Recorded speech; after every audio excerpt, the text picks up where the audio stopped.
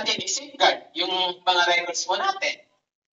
So, ano ba yung records na meron tayo? Yan. So, paano mo malalaman kung ano yung records na meron tayo? All you have to do is to conduct inventory. No? Tayo yung, as records custodian, we have to create relationships sa mga records under our custody. Paano mo makikreate yung relationship na yan kung hindi mo kikilanin yung mga records na yan? Pareho pa rin yan, no? Pag meron kang gustong makarelasyon, no? O magiging jowa, o magiging asawa mo, you have to know the person. Same as records custodian, we have to know the records under our custody. So, paano po yan gagawin? We have to conduct inventory regularly. Ang nasa batas po yan, under Section 13, Article 3, Section 15 of RA 9470. Nagagawa po tayo ng inventaryo ng ating mga records, no? Regularly, meaning as much as possible, ang pinaka-is annually. No? Yung problema lang sa inventory is yung una. Kung palagi na tayo nag-i-inventaryo, madali. As to the process of the inventory, this will be discussed with Sir Neil bukas.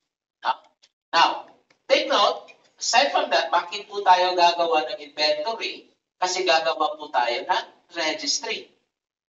Sa batas din yan. So, ano po yung registry? Meaning to say, ito po yung listahan ng lahat ng mga public records na nasa kustodiya po. Meron to, ang registry din, nakalagay doon, yun lahat ng mga listahan ng mga records na dina-transfer doon sa National Archives. Nandun yun yung mga listahan, what are those records that are being disposed na merong authority from the National Archives of the Philippines.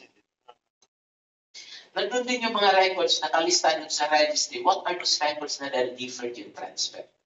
Now, let's say, meron nakalagay, mandatory transfer of non-current record for 30 years. So, kung tutuusin, yung lahat ng mga birth certificate na yan, na nandun sa kustodiya o nandun sa database ng PSA should be transferred to NAF. Pero na-deferred yung transfer. Bakit? Kasi may mandate sila. Yung civil registry, may mandate sila. Na yung magkikip na yan, andun yan. Yung mga lahat ng mga birth records, civil registry records, should be on the General Civil Registry Office. Yan.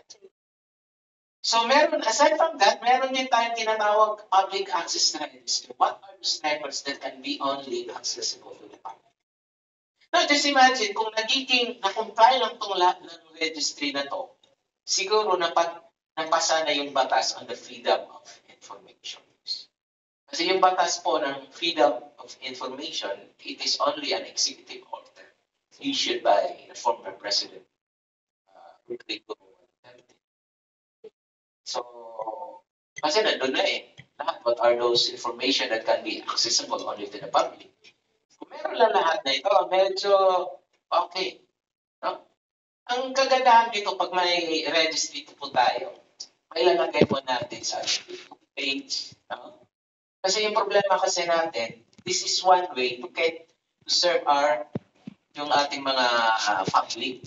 Sometimes kasi yung public, pinapasa-pasa from this office to another office. Kaya nga sasabihin, pupunta siya doon sa civil register, sasabihin na, hingi ako ng title. Medyo yung nag-entertain ko is busy. Sasabihin niya, pwede ka naman makahingi ng title doon sa National Archive, sa Regional Archival Network Cebu, kasi nandun naman lahat ng records, government records. Kasi National Archives Ipupunta na siya doon sa National Archives. Pagdating niya doon sa National Archives, galit na yung public. Bakit?